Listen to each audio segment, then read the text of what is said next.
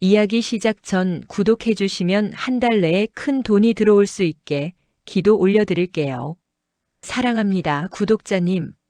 서울 한강변을 따라 차가 미끄러지듯 달리고 있었습니다. 조수석에 앉은 정한별은 창밖을 보지도 않은 채 무릎 위에 폭에 올린 손만 물끄러미 내려다보고 있었습니다. 옆에서 운전하는 남편 윤서진은 늘 그렇듯 말이 없었습니다. 회의가 어땠는지, 오늘 누구를 만났는지, 집으로 가는 길에 저녁은 먹고 가자는 말도 없이 그저 차 안을 침묵으로 채우고 있었습니다. 라디오에서 잔잔한 음악이 흘러나오다가 사회자의 목소리가 들려왔습니다. 오늘도 고생 많으셨습니다. 집에 가는 길 따뜻한 저녁 되세요. 그 말에 한별은 아주 잠깐 미소를 지으려다 말았습니다. 따뜻한 저녁이라는 표현이 마치 자기와는 상관없는 세계의 말처럼 느껴졌기 때문입니다. 오늘 재단 이사회 잘 정리했던데. 서진이 먼저 입을 열었습니다. 감탄이라기보다는 업무 보고에 대한 짧은 평가처럼 들리는 말투였습니다. 그냥 준비된 대로 한 것뿐이에요. 언론 쪽 반응 괜찮을 거야. 이번 사진도 잘 나왔고. 한별은 그제야 깨달았습니다. 남편이 말하는 잘했다는 자기의 생각이나 태도가 아니라 기사에 실린 사진과 여론의 반응을 의미한다는 걸. 당신 피곤하지는 않아? 그녀가 조심스럽게 묻자 서진은 짧게 대답했습니다. 괜찮아. 익숙하잖아. 그 말은 자기 자신에게 하는 말처럼 들렸습니다. 한별은 창문에 비친 자신의 옆 얼굴을 슬쩍 보았습니다.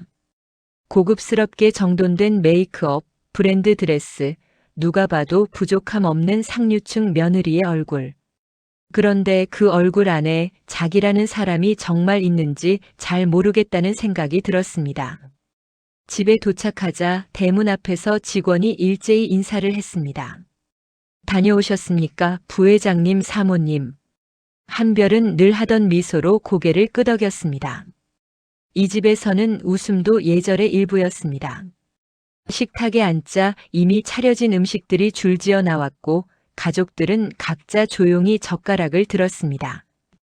밥을 먹으면서도 오늘 있었던 일이나 서로의 마음에 대해 묻는 사람은 없었습니다. 대신 이런 말들이 오갔습니다. 이번 분기 실적은 예상보다 좋더군요. 언론 쪽은 깔끔하게 정리됐습니다. 재단 측 일정은 사모님 일정에 맞춰서 조정하겠습니다. 모두가 역할을 말하고 있었고 아무도 자기에 대해 말하지 않았습니다. 식사가 끝난 뒤 한별은 혼자 방으로 들어왔습니다. 드레스를 벗고 편한 옷으로 갈아입은 뒤 침대 끝에 앉았습니다. 하루 종일 수십 명을 만나고 수많은 인사를 나누고 카메라 앞에서 웃었는데 이상하게도 오늘 하루 누구와도 진짜 대화를 나누지 않은 느낌이 들었습니다. 그때 노크 소리가 났습니다. 엄마. 문틈 사이로 얼굴을 내민 건 17살 딸 유정이었습니다. 한별의 표정은 그제야 조금 부드러워졌습니다. 들어와. 유정은 방 안으로 들어와 침대에 툭 앉았습니다. 오늘 기사 봤어. 엄마 사진 완전 잘 나왔던데. 댓글에 품이 있다는 말 많더라. 한별은 쓴웃음을 지었습니다. 그래? 다행이네. 요즘 사람들 눈높이 높잖아. 유정은 잠시 엄마를 가만히 바라보다가 조금 낮은 목소리로 물었습니다. 근데 엄마는 행복해? 갑작스러운 질문에 한별은 순간 말을 잃었습니다. 행복하냐는 말은 이 집에서 아무도 묻지 않는 종류의 질문이었기 때문입니다. 얼마간의 침묵 끝에 한별은 웃으며 대답했습니다. 갑자기 그게 왜 궁금해? 그냥 엄마가 요즘 웃을 때 진짜로 웃는 건지 아닌 건지 잘 모르겠어서. 유정의 말은 날카로웠습니다. 한별은 딸이 생각보다 훨씬 많은 걸 보고 있다는 사실을 깨달았습니다. 그리고 그게 조금 두려웠습니다. 행복 같은 거 너무 깊이 따지면 피곤해. 그냥 하루하루 해야 할 일 하면서 사는 거지. 그 대답이 얼마나 빈약한지 본인도 알았습니다. 유정은 더 묻지 않았습니다. 대신 엄마 옆으로 와서 잠깐 어깨에 기대었습니다. 짧은 시간이었지만 그 순간만큼은 이 집에서 유일하게 숨이 트이는 듯 했습니다. 유정이 방을 나가고 문이 닫히자 방 안은 다시 조용해졌습니다. 한별은 손가락을 모아 쥐었다 폈다 반복했습니다. 자신의 가슴 어디쯤 오래된 빈자리가 하나 있다는 걸 알고 있었습니다. 누구에게도 말한 적 없는 자리, 아무도 건드리지 않는 자리. 그녀는 생각했습니다. 이대로 평생 가는 게 정답일까? 그 질문은 입 밖으로 나오지 않았습니다. 대신 마음속 어딘가에 작은 균열로 남았습니다. 그리고 그 작은 균열은 곧 한 사람의 등장으로 걷잡을 수 없이 벌어지게 됩니다. 하지만 이 밤 그녀는 아직 모릅니다. 자기 인생이 곧 완전히 다른 궤도로 떨어지게 된다는 것을. 며칠 뒤 한별은 재단 행사 참석차 서울 근교의 한 승마센터를 찾았습니다. 아이들과 함께하는 기부 프로그램이라 의례적인 인사와 사진 촬영이 대부분인 행사였습니다. 그녀는 익숙한 미소를 띠고 아이들과 말을 쓰다듬고 관계자들과 손을 맞잡고 카메라를 향해 고개를 끄덕였습니다. 모든 것이 정해진 순서, 정해진 자리, 정해진 말. 그런데 행사 후반부 준비된 시범 경기가 시작되자 분위기가 미묘하게 달라졌습니다. 관중석이 조용해지고 아이들이 앞자리로 몰리기 시작했습니다. 흰 헬멧과 검은 조끼를 갖춰 입은 한 남자가 말 위에 올라 있었습니다. 이름은 도우재. 최근 국제대회 성적으로 유명해진 승마 선수이자 여러 브랜드 모델로 활동 중인 인물이었습니다. 말이 천천히 움직이기 시작하자 주변의 공기가 멈춘 듯 했습니다. 우재는 말과 하나처럼 움직였고 관중들은 숨을 고르며 지켜보았습니다. 아이들은 탄성을 내질렀고 포토존 근처의 기자들조차 촬영을 잠시 잊어버릴 만큼 집중했습니다. 한별은 처음엔 관례처럼 바라보다가 어느 순간 시선을 떼지 못하고 있는 자신을 느꼈습니다. 우재가 말의 흐름을 읽는 방식, 움직임 사이사이에 담긴 안정된 호흡, 그리고 마지막에 말에서 내려 관중석을 향해 밝은 미소를 짓는 모습 어딘가 익숙하면서도 오래 잊었던 감정이 묘하게 건드려졌습니다. 행사 종료 후 아이들과 사진을 찍기 위해 우재가 포토존으로 걸어오던 중 재단 관계자가 한별에게 속삭였습니다. 도 선수 쪽에서 사모님께 인사드리고 싶다는데요. 한별은 잠깐 망설였지만 고개를 끄덕였습니다. 우재가 다가오자 그는 한별을 보며 예의 바르게 인사했습니다. 처음 뵙겠습니다. 정한별 사모님. 행사 자주 보긴 했지만 직접 뵙는 건 처음이네요. 목소리는 낮고 차분했습니다. 긴장을 최대한 가라앉히려는 한별의 마음과 달리 우재의 시선은 어딘지 모르게 오래 머물렀습니다. 오늘 시범 정말 인상 깊었어요. 아이들도 좋아했어요. 그녀가 말하자 우재는 부드럽게 웃었습니다.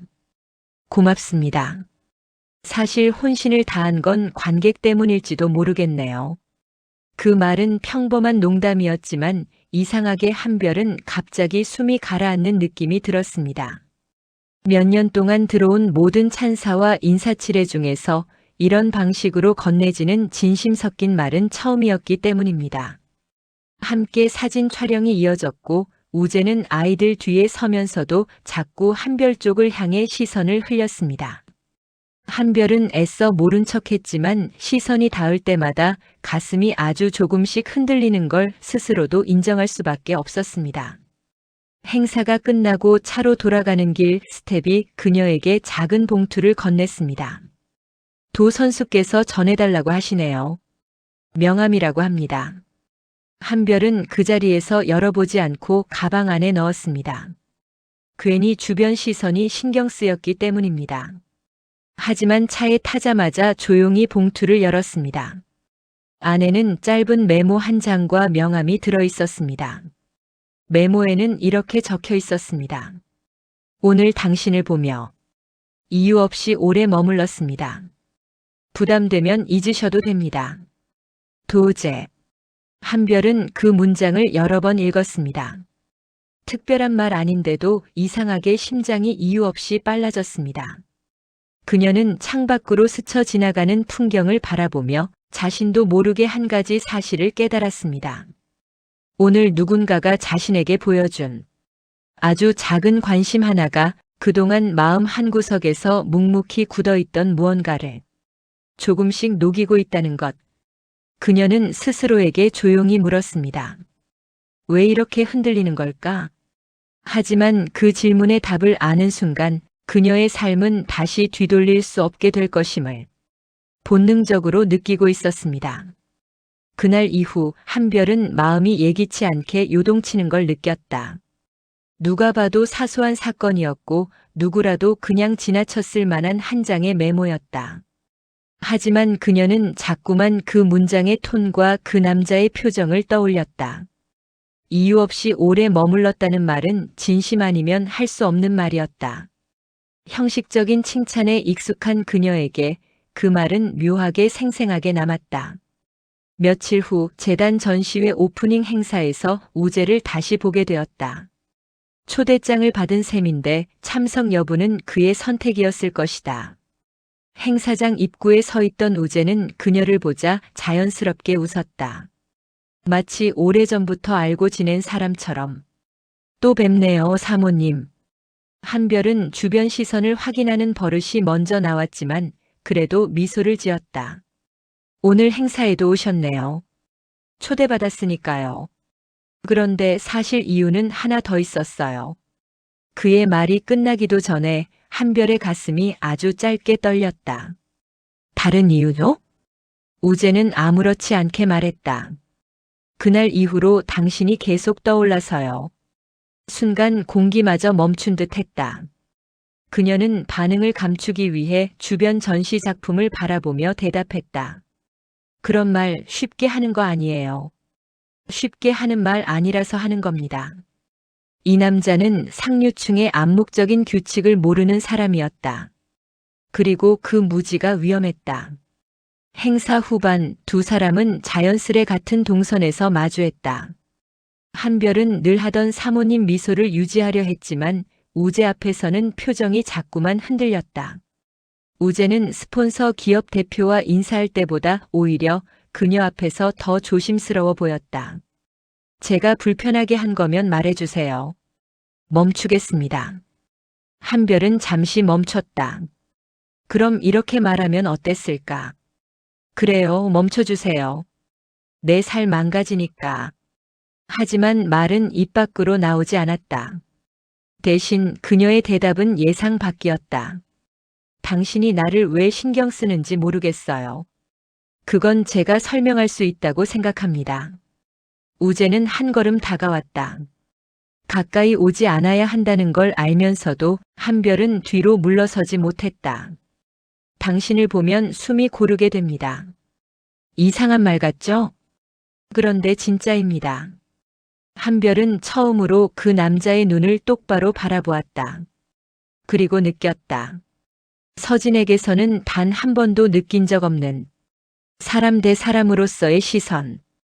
그녀는 이 감정이 위험하다는 것을 본능적으로 알고 있었다. 하지만 알면서도 피하지 못했다. 그날 밤 침대에 누웠을 때 한별은 자신에게 솔직해지려 노력했다. 이건 흔들림이다. 이상도 이하도 아니다. 하지만 스스로 인정한 순간 그 흔들림은 이미 길을 만든 감정이 되어 있었다. 그녀는 아직 몰랐다. 이 만남이 자신을 파국으로 끌고 갈 첫 단추라는 것을. 다음 날 유정은 아침 식탁에서 엄마를 유심히 바라보았다. 한별은 신경 쓰이지 않는 척했지만 딸의 시선은 매서웠다. 엄마 요즘 표정이 이상해. 왜? 뭔가 생각이 많아 보여. 이 집에서 유정만큼 한별을 제대로 보는 사람은 없었다. 한별은 물컵을 내려놓으며 조용히 웃었다. 그럴 나이인가 보지. 엄마 그런 농담 안 하잖아. 유정의 말은 정확했다. 한별은 딸에게서 시선을 피하고 식탁에 놓인 신문으로 눈을 돌렸다. 그 순간 신문의 한 구석에 작은 기사 하나가 보였다. 승마 선수 도우제 재단 행사 참석 어린이 프로그램 참여로 화제. 그 문장을 보는 순간 가슴이 묘하게 울렁거렸다. 손끝이 미세하게 떨렸다. 이름만 봐도 흔들리는 자신이 싫기도 하고 두렵기도 했다. 그날 오후 한별은 재단 사무실에서 일정 회의를 하다 집중력을 잃었다. 직원들은 사모님이 지친 줄 알고 조용히 물러났다. 그녀는 종이컵에 물을 따라 마시며 생각했다. 이러면 안 된다. 내가 어떤 집안의 며느린데.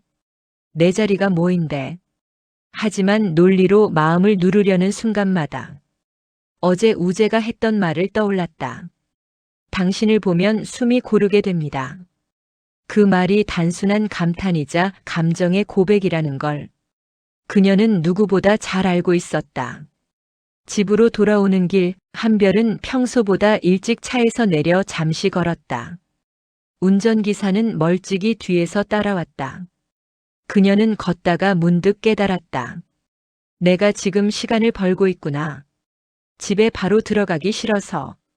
그것이 상징하는 의미를 부정할 수 없었다. 집안은 여전히 조용했다. 서진은 회식이라 늦는다고 했고 유정은 방에서 과제를 하고 있었다. 한별은 거실 한가운데 서서 오늘 하루 자신이 했던 걱정과 감정들을 정리해 보려 했지만 생각이 정리되기는커녕 더 복잡해졌다. 그때 휴대폰이 울렸다. 알림창 하나. 도우제 오늘 괜찮으셨나요? 숨이 멎는 듯한 순간 두 번째 메시지가 바로 이어졌다. 답장 부담 없어요. 그냥 당신이 괜찮았으면 해서. 한별은 휴대폰을 내려놓고 두 손으로 얼굴을 가렸다. 이러면 안 되는데. 정말 안 되는데. 하지만 부정하면 부정할수록 마음 한구석에서는 누구에게도 받지 못했던 관심이 조용히 자라나고 있었다. 마치 오래 잠들어 있던 감정이 다시 세상을 향해 눈을 뜨는 것처럼. 그날 밤 한별은 결국 답장을 보내지 않았다. 하지만 잠들기 전 그 메시지를 6번이나 다시 읽었다. 그리고 깨달았다. 나는 이미 무너지기 시작했다. 그날 이후 며칠 동안 한별은 스스로를 다잡으려 필사적으로 노력했다. 휴대폰을 멀리 두고 재단 업무에 더 집중하고 유정과의 시간을 일부러 늘리며 일상으로 복귀하려 애썼다. 그러나 마음 한구석은 하루 종일 미세하게 흔들리고 있었다. 그 흔들림은 죄책감과 설렘이 묘하게 뒤섞인 감정이었고 한별은 그 감정을 피해야 할 것으로 규정했지만 쉽지 않았다. 어느 날 오후 재단 회의가 끝나고 건물 밖으로 나서는 순간이었다. 한별이 건물 입구에서 차를 기다리고 있을 때 뒤에서 누군가 천천히 다가왔다. 정 사모님. 그 목소리를 듣는 순간 한별은 숨을 아주 짧게 멈췄다. 뒤돌아보지 않아도 누구인지 알았다. 도우제. 그는 오늘도 정장을 입은 재단 임원들 사이에서 유난히 자유로운 분위기를 풍기고 있었다. 그의 존재 자체가 이곳과 맞지 않는 듯 했지만 그 부조화가 오히려 눈에 띄었다. 여긴 어떻게? 그녀가 묻자 우재는 자연스럽게 말했다. 근처 미팅이 있어서요. 우연히 사모님이 나오시는 걸 봤습니다. 말은 우연이라고 했지만 그것이 얼마나 낮은 확률인지 그녀도 알고 있었다. 한별은 본능적으로 거리를 두려 했지만 우재는 조심스러운 톤으로 덧붙였다. 혹시 잠시 시간 내주실 수 있을까요? 아까 드린 메시지가 괜히 마음에 남아서요. 그 말에 한별은 흔들렸다. 그녀는 대답 대신 시계를 봤다. 아무 일정도 없는 시간대였다.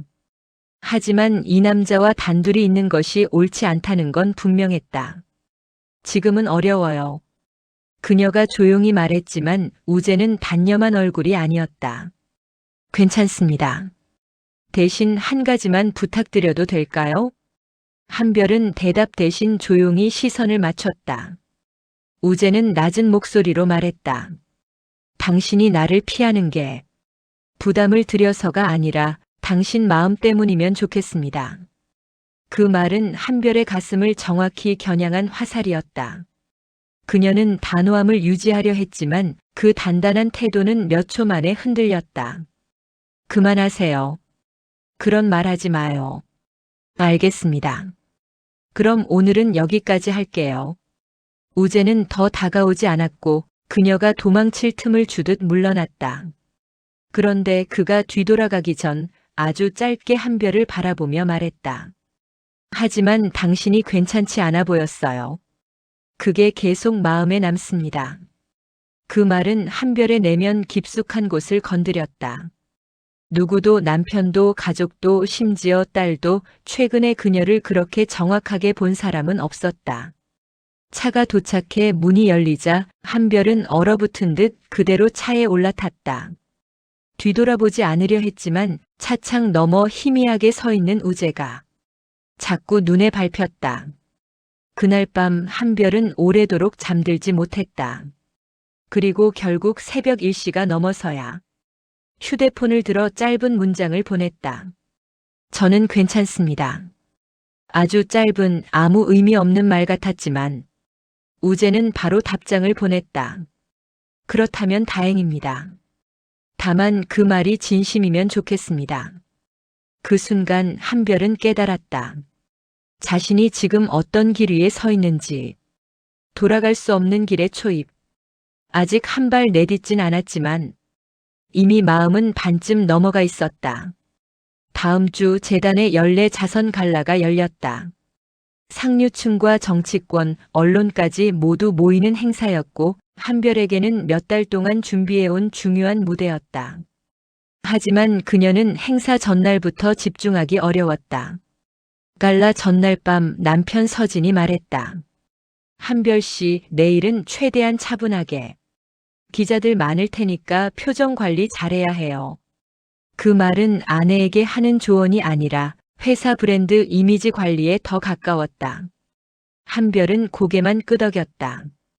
그가 자신에게 관심이 없다는 사실은 오래전부터 알았다. 그저 오늘따라 더 마음이 차갑게 느껴졌을 뿐이다. 갈라 당일 한별은 고급 드레스를 입고 등장했고 포토월 앞에서 수십 번의 플래시 세례를 받았다. 그녀는 평소처럼 완벽한 미소를 지었지만 속은 공허했다. 그런데 행사장 입구에서 누군가의 시선이 자신에게 꽂혀 있는 느낌이 들었다. 천천히 시선을 돌리자 우재가 있었다. 그는 초대받지 않은 게 분명했지만 한성그룹 계열사 대표와 동행한 손님으로 등록되어 있었다. 정석대로 들어온 셈이었다. 두 사람의 눈이 마주치는 순간 한별은 설명 못하는 감정을 느꼈다. 이제 이 남자와의 관계는 우연의 범주를 이미 벗어났다는 확신. 행사장 내부에서 우재는 멀찍이 떨어져 있었지만 눈빛은 계속 그녀를 따라다녔다. 그는 다가오지 않았고 말을 걸지도 않았다. 하지만 그것이 오히려 더 강한 존재감으로 다가왔다. 행사가 끝나갈 무렵 한별은 잠시 휴게실로 들어갔다. 화려한 조명과 소음에서 벗어나 잠깐 숨을 고르려는 순간이었다. 그때 문이 살짝 열리며 우재가 조심스럽게 들어섰다. 한별은 즉시 한 발 물러섰다. 여긴 누가 올 수도 있어요. 알아요. 우재는 속삭이듯 말했다. 그래서 길게는 안 하겠습니다. 한별은 아무 말도 하지 못했다. 그녀는 도망쳐야 한다는 걸 알면서도 몸이 움직이지 않았다. 우재는 조금 가까이 다가왔다. 그의 목소리는 떨리지 않았고 단호했다. 오늘 너무 아름다우십니다. 그 순간 한별은 숨을 들이켰다. 누군가에게 아름답다는 말을 들은 게 언제였는지 기억도 나지 않았다. 그만해요. 이러면 안 돼요. 우재는 고개를 끄덕였다. 안 되는 거 압니다. 그래서 매번 참았습니다. 그래서요?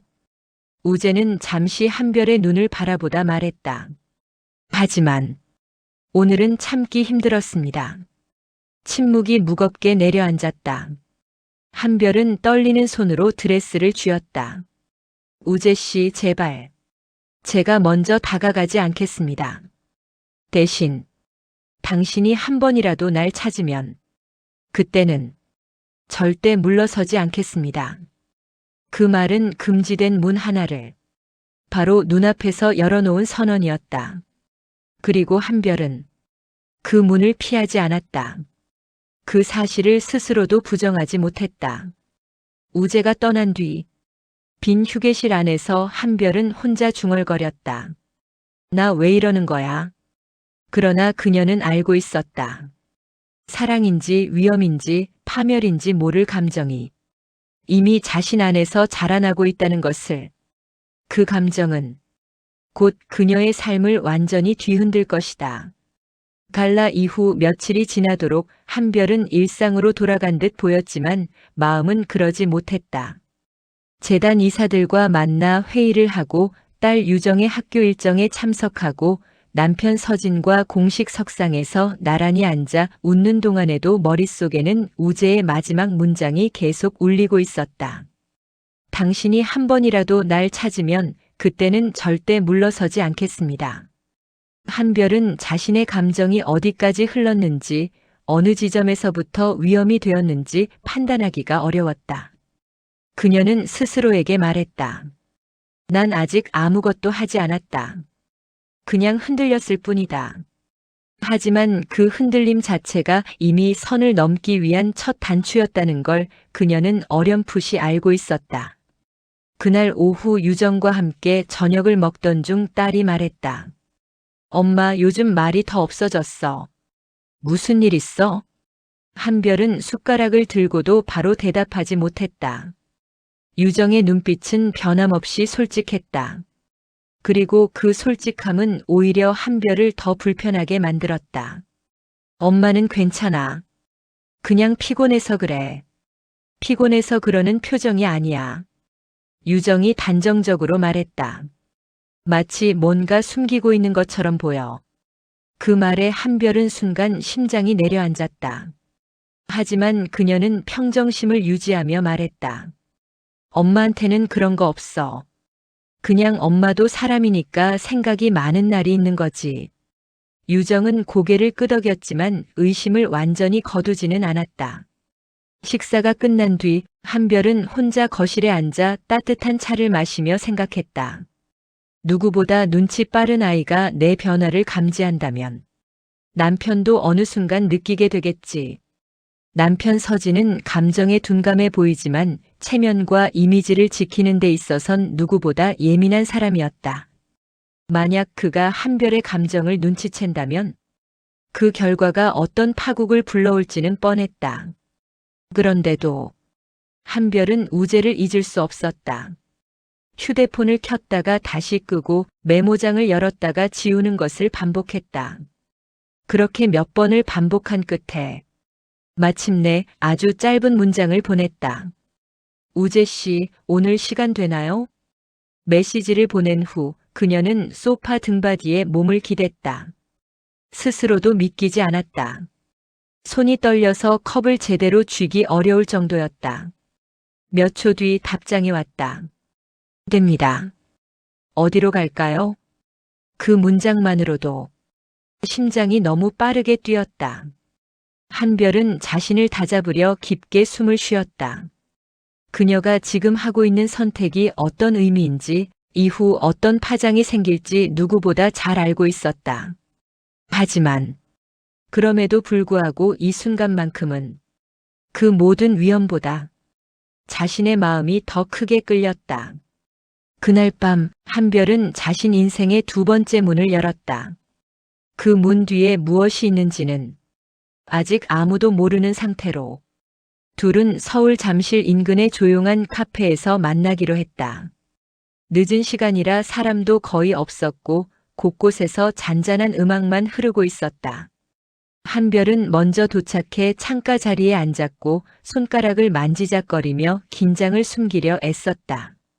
5분쯤 지났을까 문 쪽에서 익숙한 그림자가 다가오는 게 보였다. 도우재였다. 그는 운동선수 특유의 단정한 차림으로 가벼운 웃음을 지으며 다가왔다. 늦진 않았죠? 한별은 작게 고개를 저었다. 아니요. 저도 방금 왔어요. 둘은 마주 앉았지만 한동안 말이 쉽게 나오지 않았다. 한별은 늘 상류층 사람들 사이에서 당당하게 서 있던 사람이었지만 지금은 이상하게 말 한마디가 어려웠다. 우재가 먼저 조심스럽게 물었다. 오늘 메시지 조금 놀랐습니다. 저도 제가 그걸 보낼 줄 몰랐어요. 그럼에도 보냈잖아요. 그 말에 한별은 입술을 깨물었다. 감정을 들키고 싶지 않았지만 숨길 수 없었다. 그냥 말하고 싶은 게 있었어요. 그날 행사장에서 당신 말이 자꾸 마음에 남아서. 우재는 고개를 끄덕였다. 저도 그날 이후로 계속 생각났습니다. 이유는 모르겠지만 당신이 괜찮은지 계속 궁금했습니다. 한별은 숨을 들이켰다. 다른 사람이 늘 그녀를 보고 판단해온 건 이미지와 역할이었다. 하지만 우재는 그녀를 사람으로 보고 있었다. 이 카페에서라도 한별은 한성그룹 며느리가 아니라 정한별이라는 이름으로 존재할 수 있었다. 저 솔직하게 말해도 돼요? 그녀가 물었다. 네. 어떤 말이든 들을 준비되어 있습니다. 한별은 잠시 침묵하다가 조용히 말했다. 요즘 제 마음이 제 마음 같지가 않아요. 그게 무서워요. 우재는 그 말을 듣는 순간 눈빛이 아주 미세하게 흔들렸다. 그리고 천천히 말했다. 무서운 건 대부분 우리가 놓고 싶은 것을 너무 간절히 원할 때 생깁니다. 제가 뭘 놓고 싶은 건데요? 우재는 한별을 똑바로 바라보며 말했다. 당신 스스로요. 한별은 아무 말도 할 수 없었다. 심장만 크게 울렸다. 우재의 말은 결코 화려하지 않았지만 정확했다. 잔인할 만큼. 둘은 그렇게 1시간 넘게 앉아 얘기를 나누었다. 가족 이야기, 딸 이야기, 일 이야기. 모두 일상적인 대화였지만 그 안에는 묘하게 진한 감정이 스며 있었다. 카페 문이 닫을 시간이 되자 우재가 먼저 일어섰다. 오늘 와줘서 고맙습니다. 한별은 대답하지 못했다. 대신 아주 천천히 고개만 끄덕였다. 카페 밖으로 나와 걸을 때 두 사람 사이에 바짝 붙거나 손을 잡는 일은 없었다. 아무 행동도 하지 않았지만 그 어느 스킨십보다 위험한 밤이었다. 우재가 마지막으로 말했다. 사모님. 네. 이건 아직 아무것도 아닙니다. 하지만 당신이 다음에 또 날 찾으면 그땐 제 감정은 멈추지 않을 겁니다. 한별은 대답하지 않았다. 하지만 속으로는 알고 있었다. 이미 자신이 다시 이 사람을 찾을 거라는 걸. 그리고 그 선택이 자신 삶의 가장 큰 균열이 될 거라는 걸. 그날 밤 이후 한별은 더 이상 예전의 자신이 아니었다. 아니, 정확히 말하면 예전의 자신으로 돌아가려는 노력이 빠르게 무너지고 있었다. 아침에 잠에서 깨자마자 휴대폰을 확인하는 자신을 발견했을 때 그녀는 잠시 멍해졌다. 내가 왜 이러지? 그리고 바로 그 순간 마치 생각을 읽은 듯 우재에게서 메시지가 도착했다. 좋은 아침입니다. 어제 무리하지는 않았나요? 짧은 문장이었지만 한별은 한동안 답장을 하지 못했다.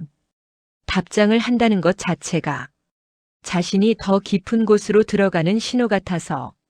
하지만 결국 손가락이 마음보다 먼저 움직였다. 괜찮아요. 고마워요. 답장을 보내자마자 가슴이 빠르게 뛰기 시작했다. 그 감정은 설렘이면서 동시에 두려움이었다. 재단 사무실에서도 그녀는 집중하지 못했다. 직원들이 보고서를 설명해도 한별은 중간중간 멍하니 창밖을 바라보았다. 그녀는 스스로도 알고 있었다. 이 감정, 그 사람에게 가는 마음. 이미 멈출 수 없구나. 점심 무렵 서진에게서 전화가 왔다. 오늘 저녁 약속은 취소됐으니까 들어와 있어. 외부 사람들 있을 테니 표정 관리하고. 서진의 목소리는 여전히 건조하고 여전히 아내를 인간이 아니라 이미지로 대하고 있었다. 한별은 잠시 망설였다가 물었다. 오늘 나 아니어도 되지 않아요? 무슨 소리야? 당신 있어야 하는 자리야. 괜한 소리 하지 말고 준비해. 전화를 끊고 난 뒤 한별은 천천히 숨을 골랐다. 그녀는 깨달았다. 남편과의 결혼 생활은 의무와 형식만 남아있다는 것을. 그런데 그 빈자리를 우재가 채우기 시작하고 있었다. 그때 또 메시지가 왔다. 혹시 점심은 드셨어요? 그 짧은 배려 한마디가 왜 이렇게 마음을 아프게 하는지 한별은 스스로도 알 수 없었다. 어쩌면 이 사람이 필요해지고 있는 걸까? 그녀는 그 생각이 무서웠다. 하지만 그 무서움조차 이제는 외면할 수 없었다. 저녁 한별은 억지로 준비를 마치고 서진이 말한 자리에 앉았다. 서진의 사업 파트너들과 정치권 인사들이 모여 겉으로는 담담한 미소와 예의를 갖춘 대화가 이어졌다. 한별은 자리에 앉아 있었지만 마음은 전혀 그곳에 있지 않았다. 그녀가 만든 미소는 점점 힘을 잃어갔다. 그러다 옆자리에서 서진이 조용히 그녀에게 말했다. 표정 관리 좀 해. 기자들 있어. 그 말은 그녀의 가슴을 세게 때렸다. 남편의 시선은 아내에게 향한 것이 아니라 브랜드 이미지에 향해 있었다. 한별은 순간적으로 숨이 턱 막혔다. 행사가 끝날 무렵 한별은 테이블 아래에서 슬쩍 휴대폰을 확인했다. 우재. 오늘 종일 당신 생각이 쉽게 사라지지 않았습니다. 심장이 크게 요동쳤다. 이 메시지를 그대로 지워야 한다는 걸 알면서도 눈이 떼지지 않았다. 그녀는 결국 조용히 자리에서 일어났다. 휴게실 문을 닫고 밖에서 들리는 웃음소리를 완전히 차단한 뒤 엄지손가락을 휴대폰 위에 올려두었다. 한참 망설이다가 작은 문장을 보냈다. 나도 그렇네요. 메시지를 보내고 난 후 온몸이 떨렸다. 그 떨림은 공포였고 동시에 해방감이었다. 잠시 뒤 우재에게서 답장이 왔다. 그 말 정말 잊지 않겠습니다. 그 한 문장이 금이 가 있던 일상에 결정적인 틈을 내었다. 휴게실 문을 열기 직전 한별은 문 손잡이를 꼭 쥐며 스스로에게 말했다. 이제 돌아갈 수 없는 길이 시작됐구나. 그리고 그녀는 아직 몰랐다. 이 비밀스러운 한 문장이 곧 그녀의 모든 삶을 뒤흔들어 놓을 거라는 것을. 그날 이후 한별과 우재의 연락은 더 자주, 더 깊어졌다. 아침이면 서로 안부를 묻고 하루 중 잠시 비는 시간마다 조심스레 메시지를 나누었다. 누군가 보면 위험한 관계라고 단정 지었겠지만 두 사람에게는 그저 숨이 트이는 대화였을 뿐이었다. 한별은 어느 순간 깨달았다. 누군가에게 솔직한 말을 할 수 있다는 사실이 자신에게 얼마나 오랜만의 경험이었는지. 반대로 남편 서진에게는 그 어떤 감정도 진하게 느껴지지 않았다. 대화는 의무, 식사는 일정, 시선은 서로를 지나쳐 회의실 벽을 향해 있었다. 그러던 어느 날이었다. 재단 후원 기업 방문 일정이 끝나고 회사 로비에서 우연히 우재를 보게 되었다. 여기 왜? 한별이 놀라 묻자 우재는 작은 웃음을 지었다. 한성그룹 계열사 모델 건 때문에 미팅이 있어서요. 아까 당신 지나가는 게 보여서. 그는 더 말하지 않았지만 한별은 그 말의 진짜 의미를 알았다. 당신을 보고 싶어서 기다렸다. 로비에는 직원들이 오가고 있었고 CCTV도 있었다. 둘은 서로 가까이 다가갈 수 없었다. 그런데 그 가까이 갈 수 없음이 오히려 더 깊은 감정을 불러일으켰다. 잠깐 같이 걸을 수 있어요? 우재가 낮은 목소리로 말했다. 여기선 안 돼요. 그녀가 말했지만 그 말은 나를 찾지 말라는 뜻이 아니었다. 우재는 잠시 그녀 얼굴을 바라보다 조용히 고개를 끄덕였다. 그럼 오늘 저녁 8시 어디든 상관없습니다. 사모님이 있는 곳이라면. 가슴이 울렸다. 너무 단순하고 너무 솔직한 말이었다. 집으로 돌아가는 길 한별은 고민했다. 약속을 잡으면 돌아갈 수 없다. 하지만 마음은 이미 결정을 내려버리고 있었다. 저녁 8시. 둘은 호텔 카페에서 다시 마주 앉았다. 둘 다 아무 말 없이 커피를 바라봤다. 말문을 먼저 연 사람은 한별이었다. 우재 씨. 네. 오늘 당신을 보고 싶었던 것 같아요. 우재는 숨을 내쉬며 조용히 말했다. 저는 여전히 당신만 봅니다. 그 순간 그녀는 경계가 하나 무너지는 소리를 들은 것 같았다. 우재의 손이 아주 천천히 테이블 위로 움직였다. 그리고 한별이 도망칠 틈을 주듯 한 뼘 앞에서 멈췄다. 그녀가 손을 올리면 닿을 거리. 하지만 아직 닿지는 않은 거리. 한별은 망설였다.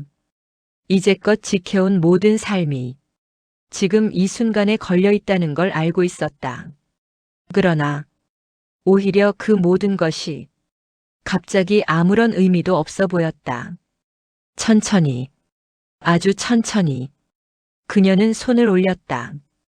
그리고 둘의 손끝이 닿았다. 그 짧은 접촉 순간 한별의 심장은 무너져 내렸다. 아, 난 이미 이 사람에게로 넘어갔구나. 이제 선은 없어졌다. 숨이 차오르는 관계가 시작되었지만 그 사랑은 철저히 숨겨져야 했다. 한별과 우재는 도시의 뒷골목 카페, 늦은 밤 산책로, 호텔의 한적한 라운지 같은 사람들의 시선이 닿지 않는 곳에서 조심스레 만났다. 모든 순간이 위험했고 모든 하루가 아슬아슬했다. 하지만 그 감정은 서로를 더 깊이 끌어당겼다. 한별은 어느 날 저녁 도서관 구석에서 조용히 우재를 만났다. 그는 그녀에게 작은 종이봉투를 건넸다. 이건? 한별이 묻자 우재는 조금 머쓱한 미소를 지었다. 책이에요. 사모님이 말했던 그 시, 제가 좋아하는 버전이라서. 한별은 봉투를 열어 읽었다. 종이에서 잉크 냄새가 희미하게 났다. 예전에 좋아했다고 했던 그 시인이네요. 네. 당신이 그런 감정을 좋아하는 사람이란 걸 알고 싶었습니다. 그 순간 한별은 스스로도 놀랄 만큼 깊은 감정을 느꼈다.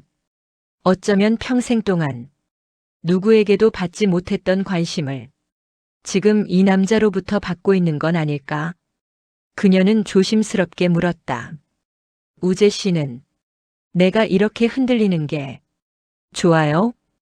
우재는 심호흡을 한 뒤 말했다. 좋다기보다 당신이 숨을 쉬는 걸 보는 것 같아서 그게 기쁘다고 해야 할까요? 그 말에 눈시울이 뜨거워졌다.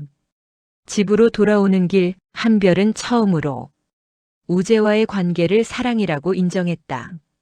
하지만 그 사랑은 비밀로 시작된 만큼 항상 그림자를 달고 다녀야 했다. 그리고 그 그림자는 점점 더 크게 자라기 시작했다. 며칠 뒤 재단에서 열린 미팅 중 서진이 한 말을 듣는 순간 한별은 심장이 내려앉았다. 요즘 당신 일정이 많다고 들었어. 재단에서 사모님 동선 관리 좀 더 철저히 하라더군. 그 말은 단순한 일정 조정이 아니라 감시의 시작이라는 기분이 들었다. 그날 밤 한별은 우재에게 말했다. 우리 조심해야 해요. 아무한테도 들키면 안 돼요. 우재는 잠시 침묵하다 천천히 고개를 끄덕였다. 알겠습니다. 하지만 당신이 무서워서 숨는 사랑이면 언젠간 더 아플 겁니다. 그렇다고 세상에 말할 수도 없잖아요. 우재는 그녀의 손을 살짝 잡았다. 말하지 않아도 됩니다. 하지만 당신 마음만은 숨기지 마세요. 그것만 지켜줘요. 그 말은 한별의 심장을 조용히 흔들었다. 그리고 그녀는 이해했다. 이 사랑은 숨기면서 지켜야 하는 사랑이다. 하지만 숨긴다는 것은 언젠가 반드시 무너진다는 뜻이기도 했다.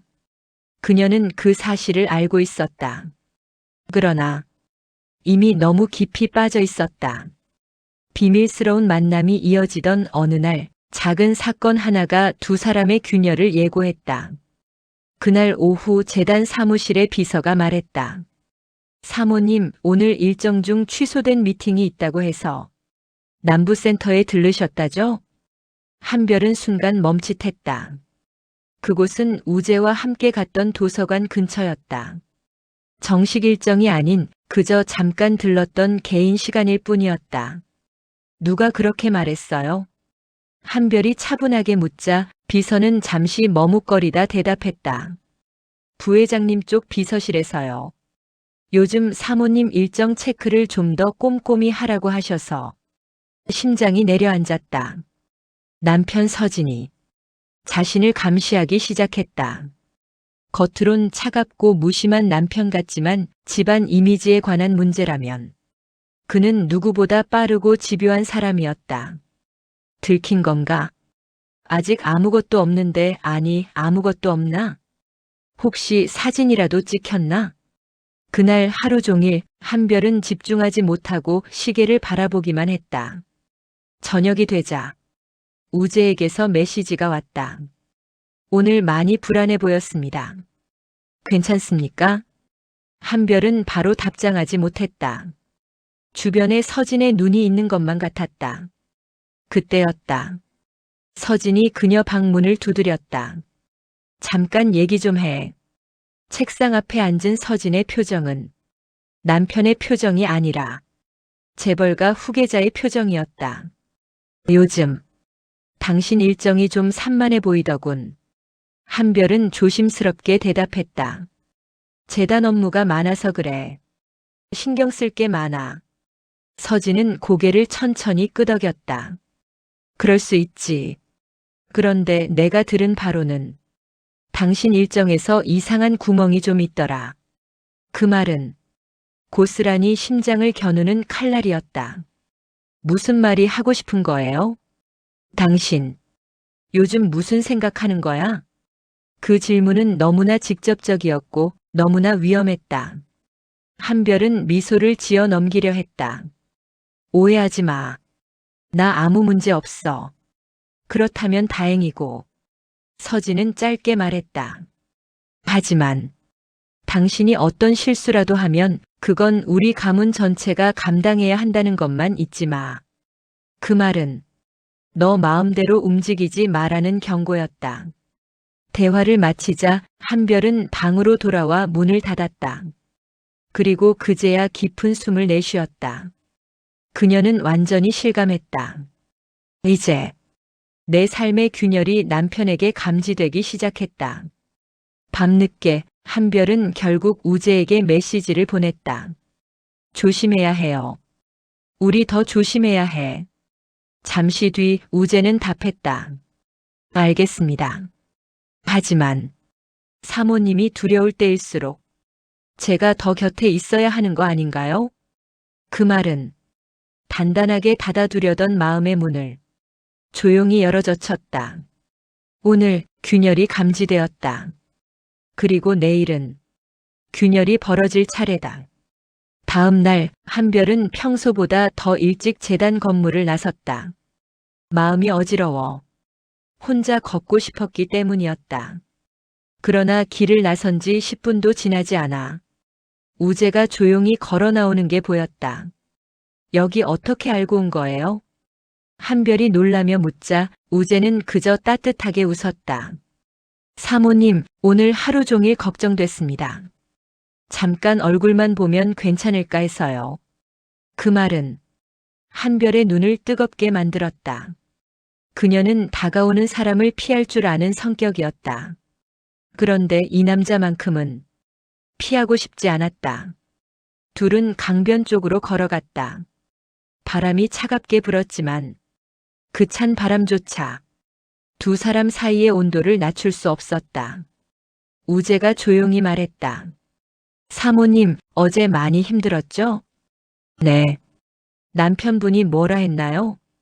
한별은 잠시 망설이다가 말했지만 조심스럽게 감정은 숨기지 않았다. 나를 의심하는 눈이었어요. 정확히는 내 일상을 관리하려는 눈. 우재의 표정이 굳어졌다. 당신이 잘못해서가 아닙니다.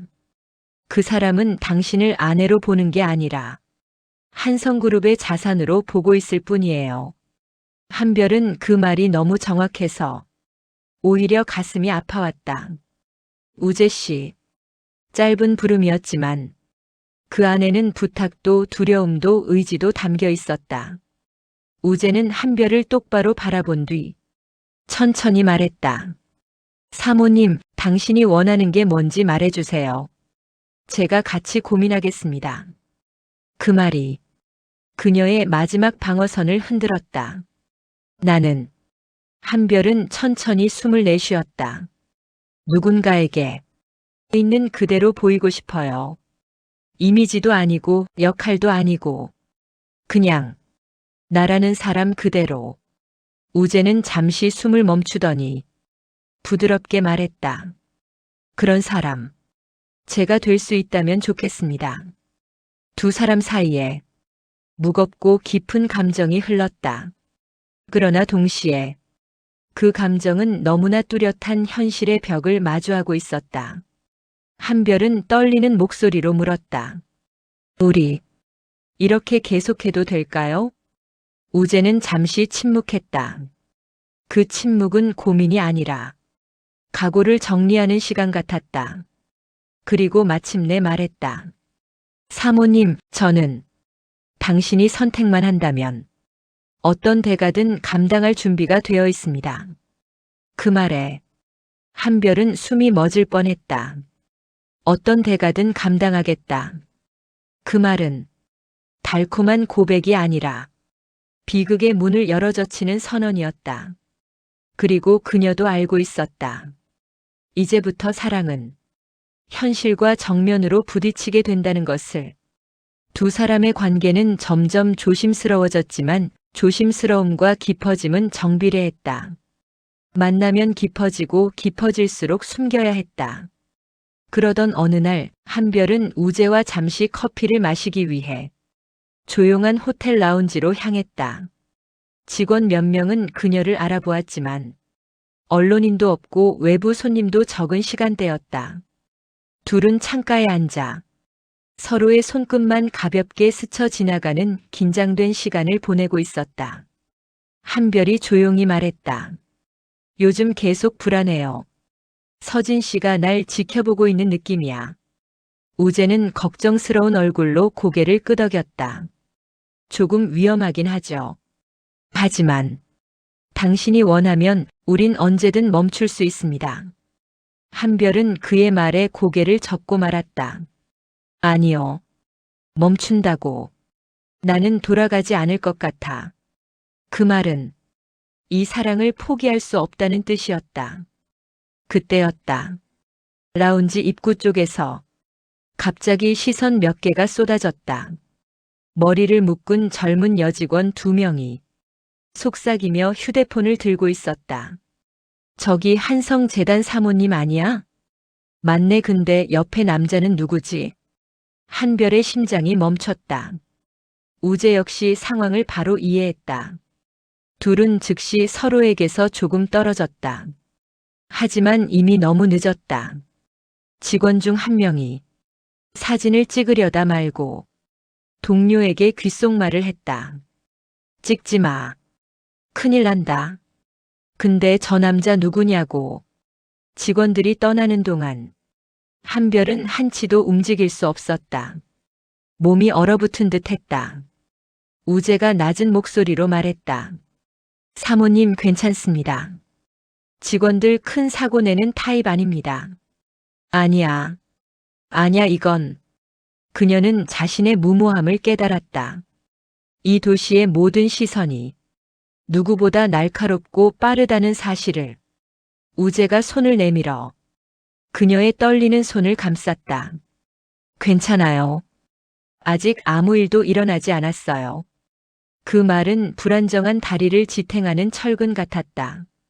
그러나 이미 균열은 시작됐다. 라운지를 빠져나오는 순간 한별은 뒤돌아보았다. 직원들의 얼굴은 단순한 호기심을 가진 표정이었지만 그 호기심 하나가 이 가문에서는 재앙을 불러올 수 있다. 밖으로 나오자 바람이 얼굴을 스쳤다. 우재 씨. 네. 우리가 정말 괜찮을까요? 우재는 한별을 바라보았다. 그 눈빛은 확고했다. 사모님, 우리가 괜찮아지도록 제가 만들겠습니다.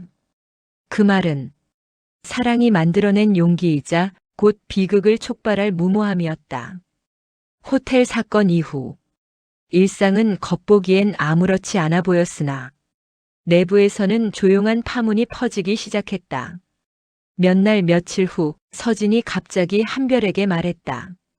오늘 재단 이사들하고 점심 같이 하자. 보통 이런 말은 없었다. 늘 혼자 참석하라고 했던 사람이 왜 갑자기 동반을 요구한 걸까? 식사 자리에서 서진은 유난히 주변의 반응을 눈치 깊게 살폈다. 한 이사가 말했다. 사모님 요즘 더 밝아지신 것 같습니다. 좋은 일이 있으신가 봐요. 그 말은 칭찬이었지만 서진의 표정은 순간적으로 굳었다. 식사가 끝난 뒤 차에 타자 서진이 말했다. 한별 씨, 왜? 요즘 당신 주위에서 불필요한 소문들이 좀 들리더군. 그 말에 손끝이 싸늘해졌다. 소문이라니? 당신 일정이랑 동선이 좀 이상하다는 말들. 호텔에서 누구와 있었다. 그런 말들도. 심장이 크게 내려앉았다. 그런 말까지 들려요? 서진의 눈빛은 차갑고 선명했다. 그런 소문, 나는 절대로 있어서는 안 되는 일이라고 생각해. 한별은 입술을 깨물었다. 근데 그게 사실이 아니라면? 서진은 냉정하게 말했다. 나는 사실이든 아니든 중요하지 않아. 중요한 건 사람들이 뭘 믿느냐야. 그 말은 그녀에게 큰 충격을 줬다. 사실이든 아니든 중요하지 않다. 이미지만 지켜라. 당신 개인의 삶은 의미 없다. 이 말이 그녀가 살아온 현실의 본 모습이었다. 그날 밤 방에 들어오자마자 한별은 몸을 웅크리고 숨을 쉬기조차 힘들었다. 얼마 뒤 우재에게 메시지를 보냈다. 우리 위험해졌어요. 잠시 후 우재가 전화를 걸어왔다. 어디에요? 지금 나갈게요. 아니야. 지금 오면 안 돼. 그럼 말해주세요. 어떤 상황인지. 한별은 눈을 감은 채 말했다. 서진이 소문을 들었대. 내 동선까지 확인하고 있어. 우재는 잠시 침묵하다가 말했다. 한별 씨. 처음으로 그는 그녀를 사모님이 아닌 한별이라고 불렀다. 내가 있잖아요. 혼자 겪지 마요. 그 말에 한별은 숨을 삼켰다. 그녀는 이 사랑이 위험하다는 걸 알았다.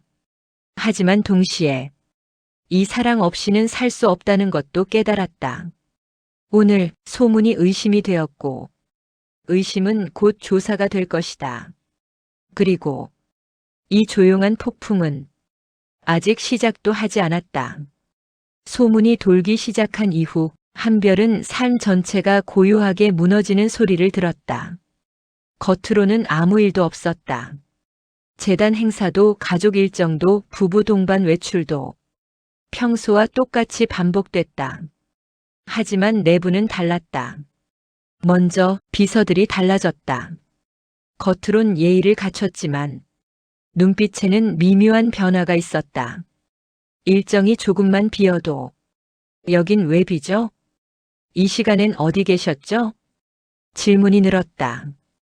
그리고 서진은 더욱 조용해졌다. 그 조용함이 공포였다. 어느 저녁 식사 중에 서진이 아무렇지 않게 말했다. 오늘 재단 회의 기록은 아직 공유 안 했더군. 그건 그녀가 할 일을 지적하는 말이 아니었다. 당신을 보고 있다는 신호였다. 한별은 숟가락을 들고도 입으로 가져가지 못했다. 손이 미세하게 떨렸다. 유정은 그런 엄마를 눈치채고 물었다. 엄마 괜찮아? 응, 괜찮아. 하지만 유정은 믿지 않았다. 17살 가장의 감정을 보는 눈은 이미 어른이었다. 식사 후 한별은 방에 들어와 불도 켜지 않은 채 침대 끝에 앉았다. 그때 휴대폰이 울렸다. 우재였다. 괜찮아요? 한별은 목소리가 떨렸지만 솔직하게 말할 수 있는 사람이 이 세상에서 단 한 명뿐이라는 걸 알고 있었다. 아니, 나 괜찮지 않아. 잠시 후 우재가 말했다. 그러면 지금 나와요. 안 돼. 지금은 너무 위험해. 당신이 위험한 게 제가 더 못 견디겠어요. 그 말이 오늘 하루 묵혀있던 감정의 뚜껑을 열었다. 눈물이 왈칵 쏟아졌다. 결국 한별은 밖으로 나왔다. 밤 11시 사람 없는 공원 벤치에서 둘은 마주 앉았다. 말이 없었다.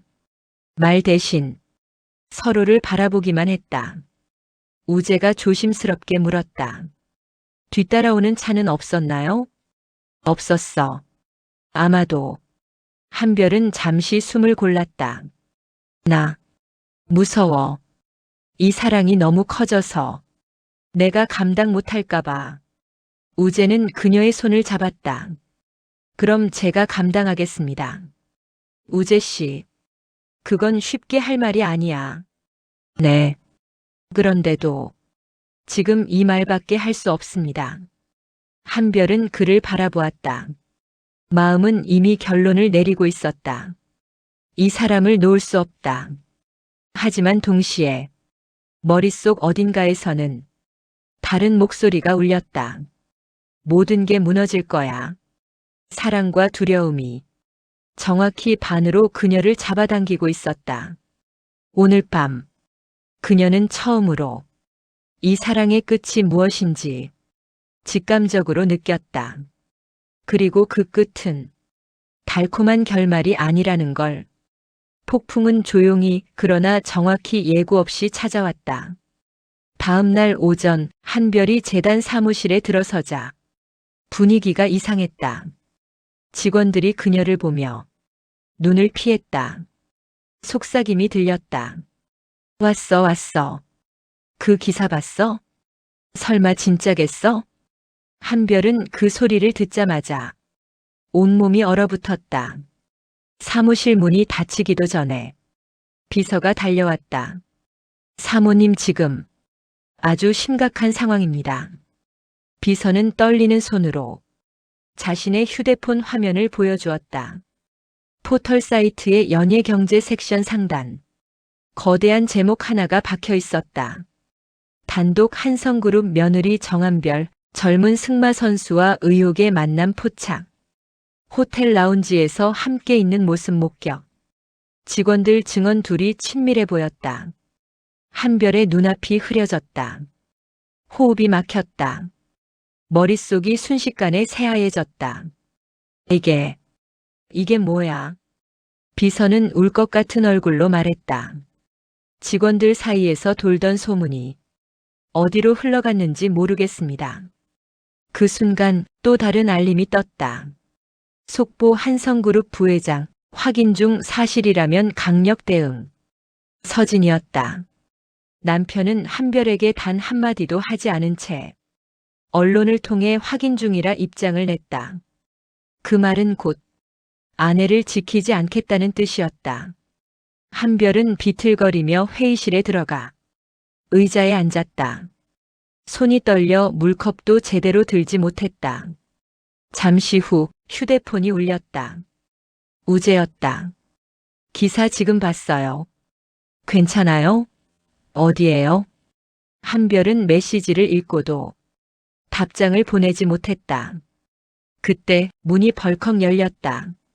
서진이었다. 그의 얼굴은 냉정함을 넘어 서늘했다. 일로 와. 지금 바로 얘기해야겠다. 사무실 전체가 얼어붙었다. 한별은 천천히 일어섰다. 그리고 카펫 위를 걷는 동안 자신이 아무런 방어막도 없이 폭풍 한가운데로 끌려 들어가고 있다는 걸 뼈저리게 느꼈다. 서진은 차갑게 말했다. 정한별, 이제 내가 뭘 해야 하는지 알겠지? 그 말은 협박도 위협도 아니었다. 너는 이미 끝났다는 선언이었다. 한별은 입술을 깨물었다. 눈물이 차올랐지만 떨어뜨릴 수 없었다. 이번 폭풍은 소문이 아니었다. 기사였다. 전국이 보는 상황이었다. 그녀의 사랑은 이제 비밀이 아니었다. 그리고 현실이 문을 열었다. 문 뒤에는 파멸이 기다리고 있었다. 서진의 차는 한성그룹 본관 지하로 곧장 내려갔다. 밀폐된 회의실 문이 닫히는 순간 공기는 얼어붙었다. 서진은 재킷을 벗지도 않은 채 테이블 위에 신문과 태블릿을 던졌다. 봐. 헤드라인이 다시 눈을 찔렀다. 단독 승마 선수 도우재, 한성그룹 며느리와 밀회 의혹. 목격자 증언 둘이 연인이었다는 말도. 사진을 보자마자 한별의 다리에 힘이 풀렸다. 그녀와 우재가 같은 화면에 담긴 흐릿한 캡처 사진. 멀리서 찍힌 것이었지만 아는 사람이라면 알아볼 수 있는 각도였다. 서진은 차갑게 말했다. 말해봐. 이게 다 뭐냐? 한별은 입술을 깨물며 대답했다. 사실이 아니야. 사실이 아니면? 서진은 비웃듯 말했다. 지금 인터넷이 난린데? 주가도 떨어지고 있는데? 기자들이 회사 앞에 진을 치고 있는데? 그는 천천히 걸어와 한별을 내려다보며 말했다. 너 지금 우리 가문을 끝장내고 있어. 그 말은 협박이 아니라 선고였다. 서진 씨, 나도 사람이고 사람. 서진이 처음으로 목소리를 높였다. 너는 사람이 아니라 이 집안의 이미지야. 그 말은 한별의 심장을 갈라놓았다. 너 하나가 흔들리면 모든 게 무너진다고. 이 집안, 이 회사, 우리 딸까지 전부 내 행동에 달려있다고. 딸. 그 단어에 한별은 숨이 멎었다. 유정이는 관계없어. 유정이도 이제 표적이야. 서진은 냉정했다. 학교에서 기자 붙고 친구 부모들이 뒤에서 다 말하고 이미 시작됐어. 한별의 손이 떨렸다. 그녀는 무너졌다. 그럼 어떻게 해야 해? 서진은 태블릿을 다시 보여주었다. 이미 작성된 공식 입장문 초안이 떠 있었다. 정한별 사모는 우재 선수와의 관계를 단호히 부인하며 본 거는 악의적 소문에 기반한 오해로. 한별은 눈을 크게 떴다. 내가 거짓말을 하라고. 거짓말이 아니야. 그냥 정리하는 거지. 우재 씨는 그 인간. 서진이 차갑게 웃었다. 이미 대응팀에서 연락 넣었어. 협조하면 살고 반항하면 끝이야. 한별의 심장이 찢어졌다. 부탁이야. 그 사람에게 손대지 마. 그럼 넌? 서진이 묻는다. 넌 뭘 포기할 건데? 한별은 대답하지 못했다. 침묵이 방을 가득 메웠다. 가문을 지키고 딸을 지키려면 우재와의 관계를 부정해야 한다. 하지만 그 순간 한별의 휴대폰이 울렸다. 우재였다. 당신이 위험해 보입니다. 지금 바로 갈게요. 그 문장을 보는 순간 한별은 완전히 무너졌다. 서진이 말했다. 그 번호 지워. 그녀의 눈에서 눈물이 한 줄 흘렀다. 미안해 우재 씨. 말은 입 밖으로 새어나오지 않았지만 마음속에서 울부짖고 있었다. 이 순간 한별은 깨달았다. 사랑을 지키기엔 현실이 너무 잔인하다. 그리고 현실이 사랑을 완전히 파괴하기 시작했다.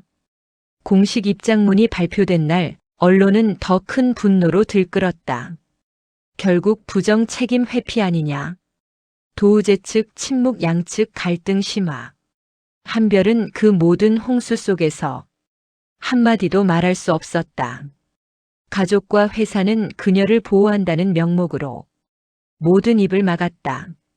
그리고 그녀는 하루아침에 허상이 되었다. 한별은 그간의 압박과 공황 속에서 며칠간 방을 거의 나오지 못했다.